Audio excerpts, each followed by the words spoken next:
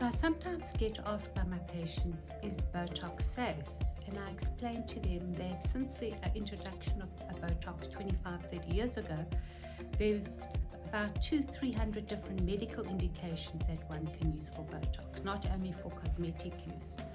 So how it all started, about 40 years ago, an ophthalmologist, Dr. Alan Scott, had failed 3 operations for a patient who had double vision.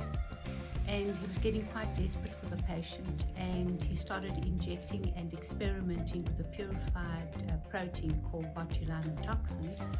And then he finally took the unprecedented step where he actually injected this purified botulinum into the eye muscles of the patient. And he said he doesn't know who was more nervous at the time, himself or the patient, and it was a success.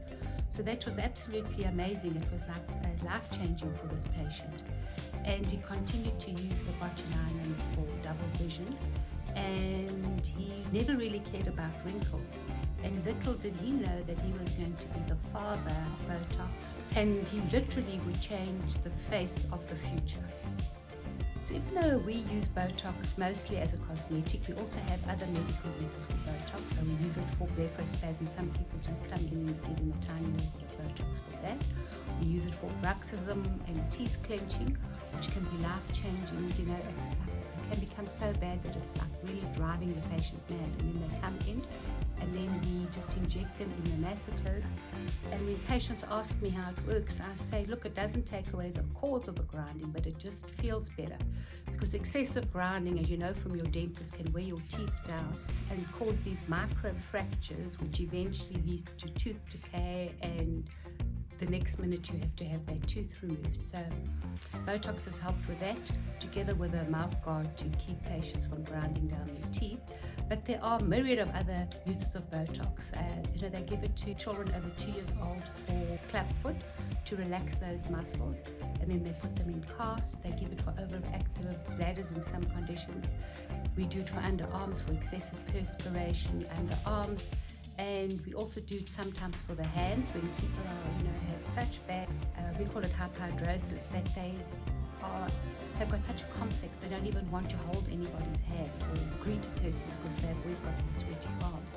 So that's another amazing, we use it for hair loss. Patients who come in with hair loss, we inject their scalp with a little bit of Botox, because that then relaxes their muscles on the hair and increases circulation to the area. And anything that increases circulation to the area is going to improve hair growth. We also can give it for rosacea, for acne, because it decreases the activity of sebaceous glands and helps with the redness of rosacea. So in the right hands and in the right amount, Botox is absolutely safe. It's been FDA approved since 2002 for glabellar lines, and slowly they've approved it now even for migraines and for the hyperhidrosis under the arms. So it's quite amazing for migraines as well, because you've got like this tension in your forehead.